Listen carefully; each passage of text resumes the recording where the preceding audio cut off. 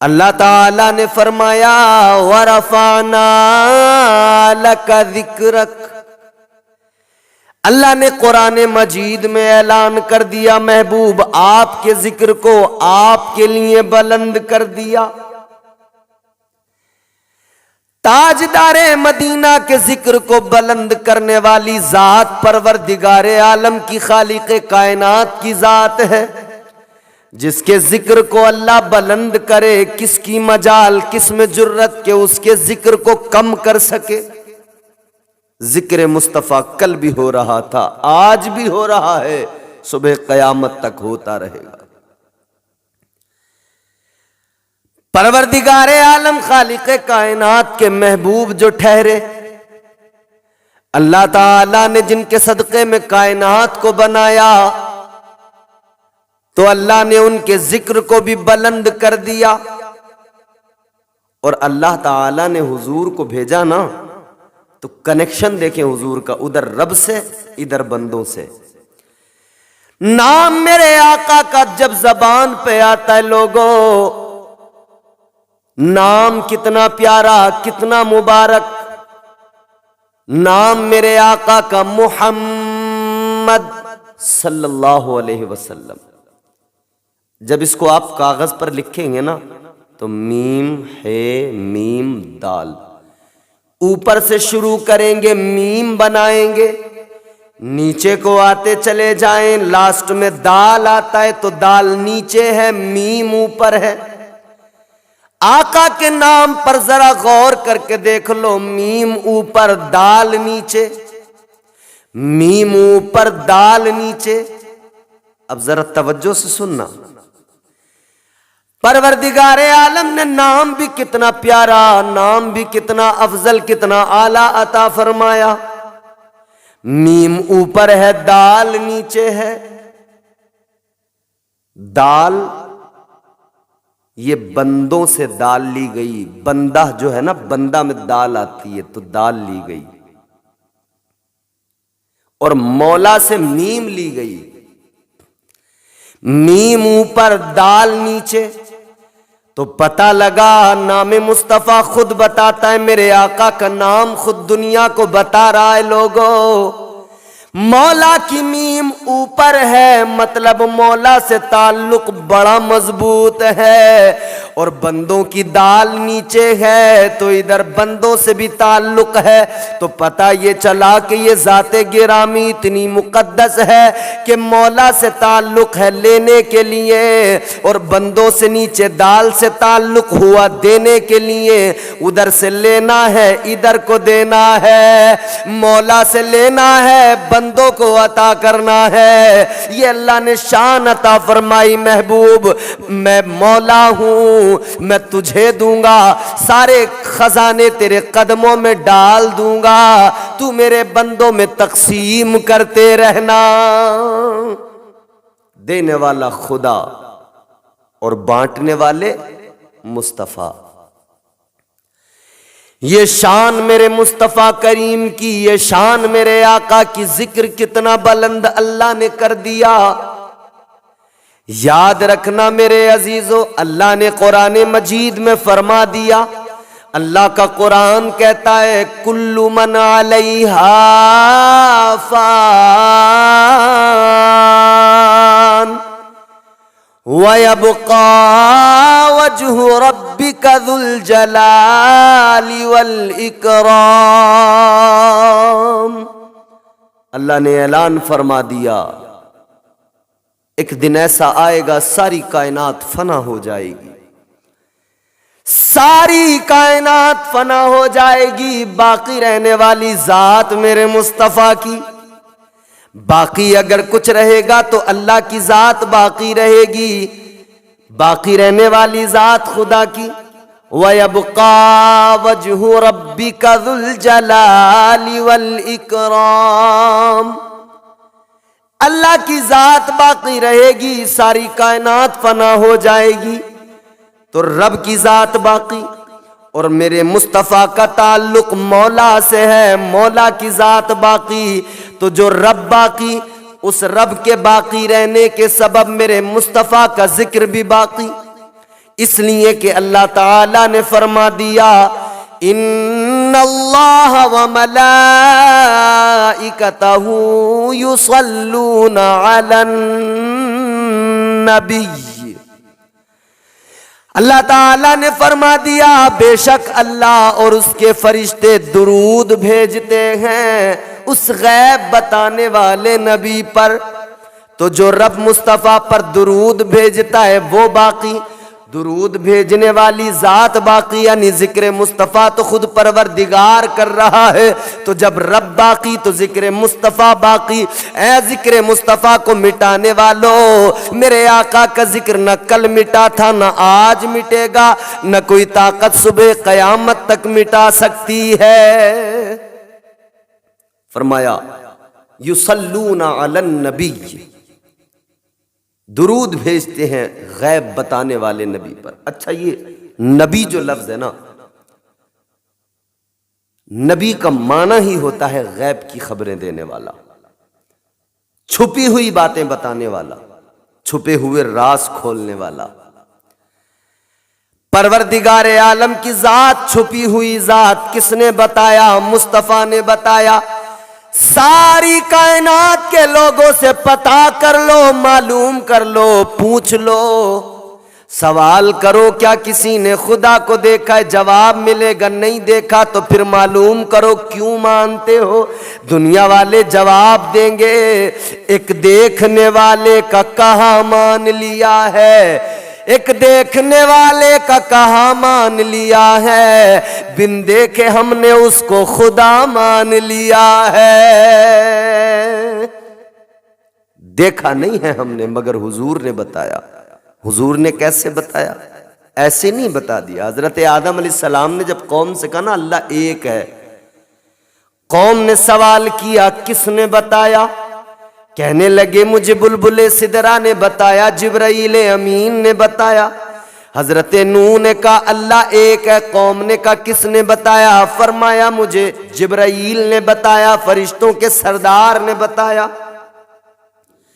حضرت موسیٰ، حضرت عیسیٰ، سارے نبی، سارے رسول، سارے نبیوں نے اپنی اپنی قوم سے کہا ہمیں جبرائیل نے بتایا، بلبل سدرا نے بتایا، فرشتوں کے سردار نے بتایا اللہ ایک ہے۔ لیکن جب میرے آقا نے اعلان کیا اے لوگو اللہ ایک ہے تو معلوم کیا کس نے بتایا؟ میرے مصطفیٰ نے فرمایا اے لوگو وہ سننے والے گزر گئے، وہ پہلے تھے جنہوں نے کہا کہ ہم نے سنا ہے، میں نے سنا نہیں بلکہ معراج میں اپنے رب کو اپنی آنکھوں سے دیکھا ہے۔ میں نے تو رب کے جلووں کو دیکھا ہے پھر بتایا ہے، دیکھ کے بتایا ہے۔ ایک دیکھنے والے کا کہاں مان لیا ہے، بن دیکھے ہم نے اس کو خدا مان لیا ہے۔ حضور نے بتایا کیونکہ حضور نے دیکھا ہے، دیکھنے والے نے بتایا اللہ ہے، وہ ایک ہے، ہم غلام ہیں، ہم نے مان لیا۔ غلام کا کام ہے مان لینا، آقا کا حکم ہو، غلام کا کام ہے بس مان لے، زیادہ دماغ نہ چلائے، عقل کے گھوڑے نہ دوڑائے۔ غلام کا کام ہے تابعداری، اطاعت، حکم ملے فوراً تسلیم کر لے، فوراً مان لے۔ جب میرے آقا نے اعلان نبوت کیا تو کچھ لوگ عقل کے گھوڑے دوڑانے لگے، کہنے لگے ہم کیوں چھوڑ دیں وہ دین جو ہمارے آبا و اجداد کا ہے۔ کچھ لوگ کہنے لگے ہمارے باپ داداؤں نے بتوں کو پوجا ہے، ہم کیوں انہیں چھوڑ دیں، کیوں ان کی پوجا نہ کریں۔ لیکن کچھ دیوانے تھے، کہنے لگے ہم تو دیوانے ہیں، ہم تو غلام ہیں، ہم عقل کے گھوڑے نہیں دوڑائیں گے، محبوب نے جو فرما دیا ہے ہم فوراً اسے دل سے مان لیں گے۔ انہوں نے آقا کی رسالت کا اعلان کر دیا، اللہ تعالیٰ کی وحدانیت و صمدیت و احدیت کا اقرار کر لیا، کلمہ پڑھ لیا۔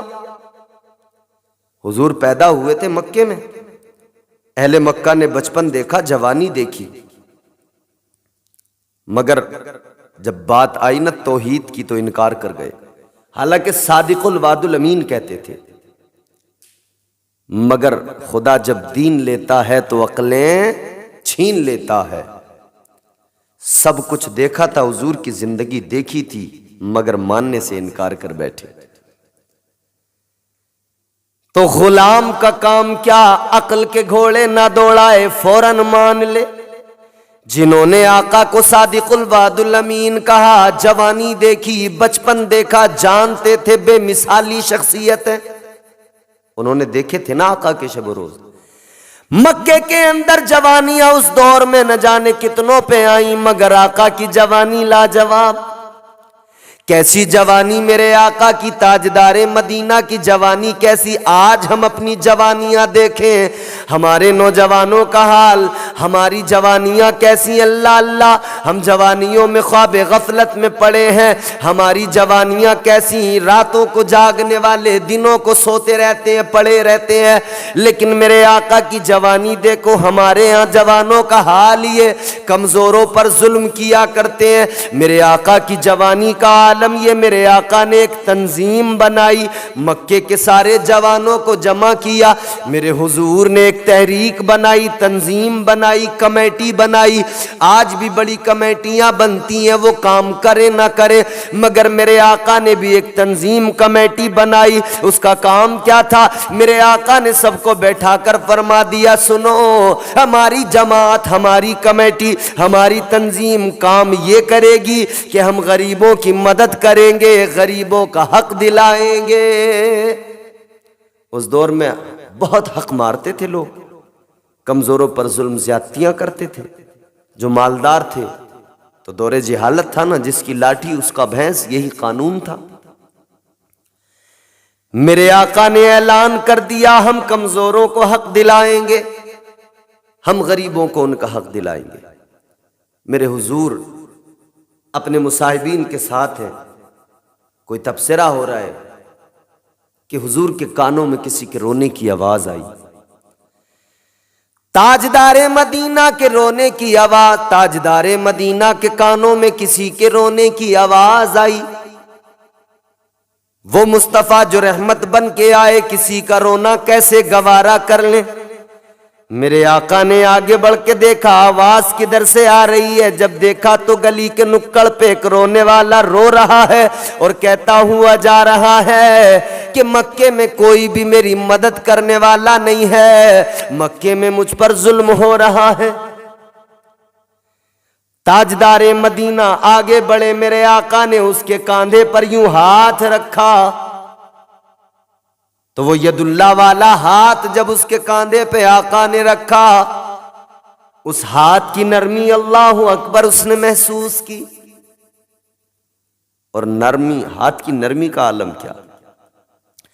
حضرت انس رضی اللہ تعالیٰ عنہ روایت کرتے ہیں، کہتے ہیں میں نے اپنی زندگی میں کوئی مشک، کوئی خوشبو، کوئی کستوری، کوئی خوشبو میں نے اپنی زندگی میں ایسی نہیں دیکھی جیسی عظیم، جیسی بہترین خوشبو میرے آقا کے پسینے میں موجود۔ حضور کے پسینے میں جو خوشبو نا، کہتے میں نے ایسی خوشبو ہی نہیں دیکھی آج تک، بڑی خوشبوئیں دیکھی، بڑے عطر دیکھے۔ حضرت انس فرماتے ہیں میں نے بڑے ریشم دیکھے، بڑے روئی کے گالے دیکھے، مگر جیسے نرم ملائم میرے آقا کے ہاتھ، ایسا کوئی ریشم نرم نہیں ملا، ایسا کوئی روئی کا گالا مجھے نرم نہیں ملا۔ کہتے اتنے نرم میرے آقا کے ملائم ہاتھ، وہ ہاتھ جن کے بارے میں تاجدار اہل سنت، امام عشق و محبت، سیدی سرکار اعلی حضرت بریلی کے تاجدار نے قلم اٹھایا، میرے اعلی حضرت نے یوں کہا، ہاتھ جس سمت اٹھا غنی کر دیا، ہاتھ جس سمت اٹھا غنی کر دیا، موج بحر سخاوت پہ لاکھوں سلام۔ حضور کا ہاتھ، میرے آقا نے ہاتھ رکھا، نرمی محسوس کی، پلٹ کے دیکھا کون، نورانی خوبصورت حسین چہرہ۔ وہ خوبصورت حسین چہرہ کہ جس کے لیے اللہ نے قرآن میں فرمایا والضحیٰ، والضحیٰ والا چہرہ جب دیکھا نا، ہائے کچھ تسلی مل گئی، سکون مل گیا۔ میرے آقا نے فرمایا رونے والے بتا کس لیے رویا، تیری آنکھوں میں آنسو کس لیے، رونے کی وجہ کیا ہے؟ وہ کہنے لگا کیا بتاؤں، کون میری سنے گا، کون میری مدد کرے گا؟ میرے آقا نے فرمایا سن لے، جس کی کوئی مدد نہیں کرتا اس کی مدد آمنہ کا لال کیا کرتا ہے، جس کی کوئی نہیں سنتا اس کی محمد عربی سنتا ہے صلی اللہ علیہ وسلم۔ میرے آقا نے فرمایا بول۔ وہ رو کے کہنے لگا میرے پاس میں ایک اونٹ تھا، ایک اونٹنی تھی، اس نے ایک بچہ دیا، کہتا میں اس کی پرورش کرنے لگا، اللہ نے مجھے ایک بچی بھی دی، میں اس کی بھی پرورش کرنے لگا، اس کی بھی پرورش کرنے لگا۔ کہنے لگا میں نے یہ سوچا جب میری بچی جوان ہوگی تو یہ اونٹنی کا بچہ بھی جوان ہوگا، میں اسے بیچوں گا، بچی کی شادی کر دوں گا، ہاتھ پیلے کر دوں گا۔ کہنے لگا پھر وہ دن بھی آیا، میری بچی بھی جوان ہوئی، وہ اونٹ کا بچہ بھی جوان ہوا۔ کہنے لگا میں اسے مکے میں بازار میں لایا بیچنے کے لیے، مکے کے ایک چودھری نے اس کو خرید لیا، مکے کے ایک چودھری نے، ایک سردار نے خرید لیا، مگر رقم نہیں دیتا، پیسے نہیں دیتا۔ میں تھک گیا، بار بار اس کے دروازے پہ جاتا ہوں، مجھے دھکے مار کے نکال دیتا ہے، میرا حق نہیں دے رہا ہے۔ میرے آقا نے فرمایا ہمارا کام ہی یہ ہے کہ جس کا حق نہ ملے اس کا حق ہم دلاتے۔ میرے آقا نے ہاتھ پکڑا، فرمایا میرے ساتھ چل، ذرا بتا کون سا چودھری ہے؟ وہ کہنے لگا وہ مکے کا جو سردار مکھیا چودھری ہے وہ کوئی اور نہیں بلکہ ابو جہل ہے۔ کہنے لگا ابو جہل ہے وہ۔ حضور نے ہاتھ پکڑا، فرمایا چل تیرا حق دلائیں گے۔ تاجدار مدینہ ہاتھ پکڑ کے لے کے گئے، میرے مصطفیٰ کریم نے دروازہ کھٹکھٹایا، ابو جہل کا دروازہ کھٹکھٹایا، پوچھا گیا کون؟ فرمایا میں محمد ابن عبداللہ صلی اللہ علیہ وسلم۔ فرمایا میں آیا ہوں، دروازہ کھولا جائے۔ دروازہ کھلا۔ کس لیے آئے؟ فرمایا اس غریب کا حق دلانے۔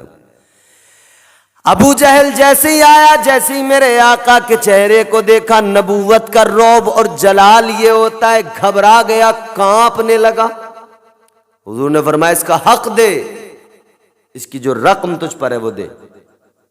کانپتا ہوا اندر گیا، فوراً رقم لے کے آیا، رقم کی تھیلی لا کر اس کو دی، کہا یہ لے، تیری جتنی بنتی تھی نا اس سے بھی زیادہ دے رہا ہوں۔ غریب نے اپنی رقم کی تھیلی لی ہے، مسکراتا ہوا حضور کے چہرے کا دیدار کرتا ہوا جھومتا ہوا نکل گیا، جا رہا ہے، اعلان کرتا ہوا جا رہا ہے مکے والوں میں تو سمجھتا تھا کوئی مکے میں ایسا نہیں جو غریبوں کا سہارا بنے، مگر اب مکے میں غریبوں کا سہارا موجود ہے، اب غریبوں کے سروں پر دست شفقت رکھنے والا موجود ہے۔ ابو جہل کانپ گیا۔ ابو جہل سے ابو جہل کی بہن نے کہا تھا تو بڑا چودھری بنا پھرتا ہے، مگر گھبرا گیا، کانپ گیا۔ کہنے لگا نہیں، کسی سے کہنا نہیں، مگر یہ بات سچ ہے، جب وہ آئے اور انہوں نے آ کر کہا نا اس کا حق دے، تو مجھے یوں لگا کہ اگر نہیں دیا تو ابھی ہلاک ہو جاؤں گا۔ یہ حضور کی ذات ہے۔ یہ جوانی میرے آقا کی، غریبوں کا حق دلا رہے۔ پھر جب اعلان نبوت کیا نا میرے آقا نے، تو غریب میرے آقا کے قدموں میں آ گئے، کمزور میرے آقا کے قدموں میں آ گئے، کیونکہ کمزور جانتے تھے اب کمزوروں کو کوئی ستائے گا نہیں، اب غریبوں کو سینے سے لگانے والا دنیا میں آ گیا ہے۔ تاجدار مدینہ کی غلامی میں سب سے پہلے کون آئے؟ غریب کمزور غلام آئے۔ کس نے پہلے کلمہ پڑھا؟ غلاموں نے پڑھا۔ پھر غلاموں پہ بہت ظلم بھی ہوئے، ان سے کہا گیا نام نہ لو، ان سے کہا گیا کلمہ نہ پڑھو۔ بلال حبشی میرے مصطفیٰ کریم کے غلام جناب حضرت بلال، امیہ بن خلف نے بہت مارا، بہت ظلم کیا، زیادتیاں کی، مار مار کے کہتا تھا بلال نبی کا نام نہ لے۔ بلال کہتے تھے جسم کے ٹکڑے ٹکڑے کر دے، مگر یاد رکھنا جب تک بلال کے جسم میں جان رہے گی محمد کی میم پر قربان رہے گی۔ تو غلاموں نے قربانیاں بھی دیں مگر مصطفیٰ کا دامن نہیں چھوڑا۔ پھر آقا نے کیسا کرم کیا، حضور نے حکم دے دیا بلال پہ بڑے ظلم ہو رہے ہیں، ابو بکر خرید لو۔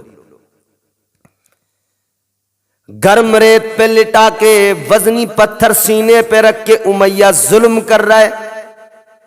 آ گئے صدیق اکبر، فرمایا بلال کو کیوں مارتا، اس نے تیرا کیا بگاڑا ہے، کیا اس نے تیرا نقصان کر دیا، اس غریب پہ کیوں ظلم کرتا۔ کہنے لگا ابو بکر اتنی ہمدردی ہے تو خرید لو۔ حضرت ابو بکر صدیق نے فرمایا قیمت بول۔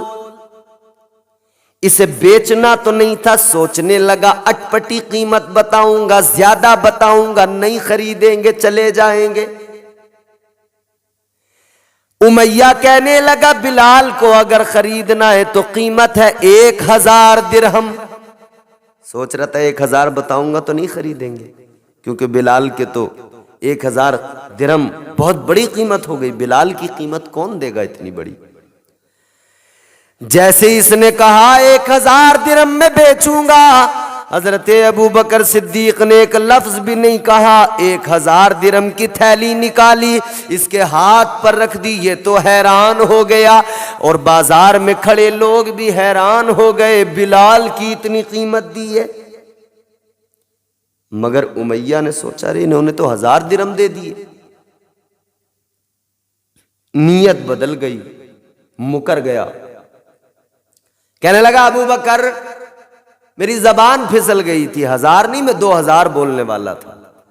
حضرت صدیق اکبر نے اتنا سنا نا، ایک لفظ نہیں کہا، 1000 درہم کی تھیلی اور نکالی، اس کے ہاتھ پہ رکھ دی، فرمایا لے 2000 ہو گئے، اب بلال میرے حوالے کر دے۔ یہ تو حیران ہو گیا کہ آخر اتنی بڑی قیمت پہ بلال کو خرید رہے ہیں، عجیب معاملہ، کیا بات ہے۔ کہنے لگا ابو بکر سنو اتنی قیمت پر بھی نہیں دوں گا۔ کہا کتنی قیمت پر دے گا؟ کہنے لگا تمہارے پاس ایک مصری غلام ہے، فرمایا وہ بھی تیرا ہوا، چل اب بلال کو میرے حوالے کر۔ اتنی بڑی قیمت لی امیہ نے، کچھ کھجوروں کے پیڑ بھی لیے، مصری غلام بھی لیا، 2000 درہم بھی لیے۔ پھر جب لاچار ہو گیا نا کہ یہ تو دیے جا رہے، لوگ بھی کہنے لگے امیہ تیرا دماغ خراب ہو گیا، قیمت بڑھائے چلے جا رہا ہے، تیری زبان نہیں رہی۔ آخر کار اس نے کہا بلال کو لے جاؤ۔ حضرت ابو بکر صدیق نے جا کر بلال کے سینے سے وزنی پتھر ہٹایا، حضرت بلال کو اٹھایا، بلال نے کراہتے ہوئے دیکھا کون؟ حضرت ابو بکر صدیق نے فرمایا بلال، بلال ادھر دیکھو تمہارے خریدار آئے ہیں۔ حضرت بلال کو لے کر صدیق اکبر چلے تو امیہ پیچھے سے کہنے لگا اے بلال ہم تو سمجھتے تھے تم بڑے سیانے ہو، بڑے ذہین ہو، بڑے ہوشیار تاجر ہو، مگر تم تو بڑے بے وقوف ہو، تم تو گھاٹے کا سودا کر کے جا رہے ہو، نقصان کا سودا کر لیا۔ حضرت بلال نے پلٹ کر کہا امیہ نقصان کا سودا میں نے نہیں کیا، تو نے کیا ہے، گھاٹے کا سودا میں نے نہیں کیا، تو نے کیا ہے۔ کہنے لگا اے ابو بکر میں نے کون سا گھاٹے کا سودا کیا، میرا تو منافع ہی منافع ہے، یہ 2000 درہم بھی مل گئے، اتنی بڑی قیمت مجھے ملی ہے، میرا کون سا نقصان ہو گیا۔ حضرت بلال نے فرمایا، حضرت ابو بکر صدیق نے فرمایا اے امیہ سن لے، تو نے نقصان کا سودا کر لیا، اس لیے کہ اگر آج تو بلال کی قیمت میں جتنے بھی خزانے مانگتا، اگر صدیق اکبر خود کو بھی بکنا پڑ جاتا تو بیچ کے تجھے قیمت دیتا، مگر بلال کو ضرور خریدتا۔ فرماتے تو نے اپنا نقصان کر لیا، آج تو جتنی قیمت مانگتا ابو بکر اتنی دیتا، اس لیے کہ حکم میرے آقا کا جو ہو گیا ہے، کمزوروں کو سینے سے لگانے والے مصطفیٰ نے جو حکم دیا ہے، تو حضور کے حکم کے مطابق بلال کو تو مجھے ہر حال میں خریدنا تھا۔ تو پھر ہم اسی لیے تو کہتے ہیں جب تک بکے نہ تھے تو کوئی پوچھتا نہ تھا۔